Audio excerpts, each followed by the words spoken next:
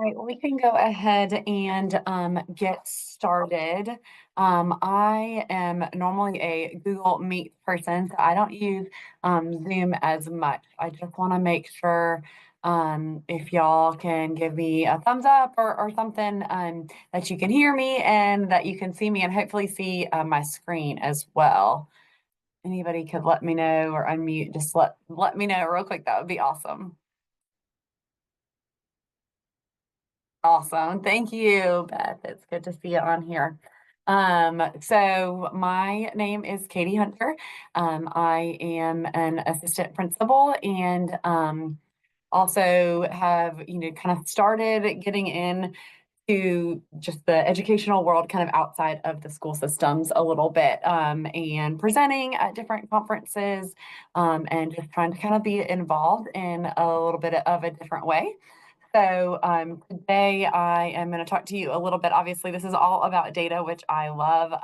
I'll talk to you kind of a little bit about my story and stuff here, but the staff members here at my school definitely they call me a data nerd, and that is okay with me because I do really love it. But it's something that I feel like I'm very passionate about and have just enjoyed kind of the impact and everything that we can get from really using that data informed instruction, which is what this is all about. So at any time though, if y'all want to unmute, if you have any specific questions or anything, please feel free to, share those out or put those in the chat. I'll do my best to kind of monitor that and everything as well.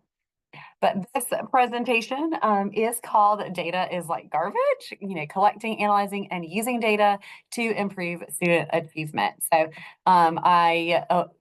first slide, kind of, again, a little bit about myself.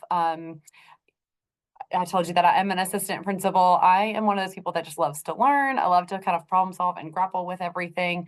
I also have two kids of my own. So everything is kind of very dear to my heart, obviously, as what's going to be best for kids. And most of the decisions that I like to make at the school level are what would I want for my kid, right? Because my kid's not any more important than other kids. And so we want to make sure that we're providing the kids with the support and the things that they need. I have recently kind of mentioned starting a new venture of getting out there outside of the school system. And so started a very small business of designing digital tools.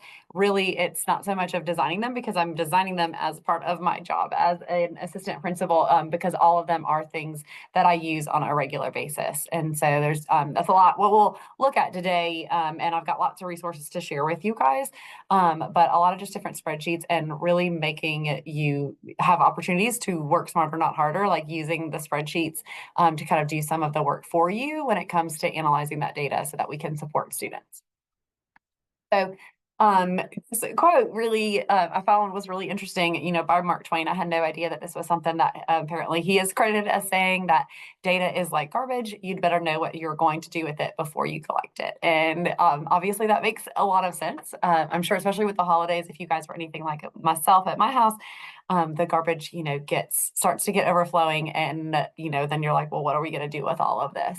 And so you better have a plan for that, right? So also in school systems, in a very similar way, if you guys are like anything like my school system, which I love, we collect a lot of data. We do a lot of assessing students and wanting to kind of find out where they are or what their levels are. And so, it's just really about like, well, what are we going to do with that though, right? So if we're making kids go through all of these assessments, what is the point of that? And we better have a plan for that if we really want to positively impact student achievement. So I really think of data as a system. If you guys haven't read the book Atomic Habits by James Clear, that is one that I would definitely recommend.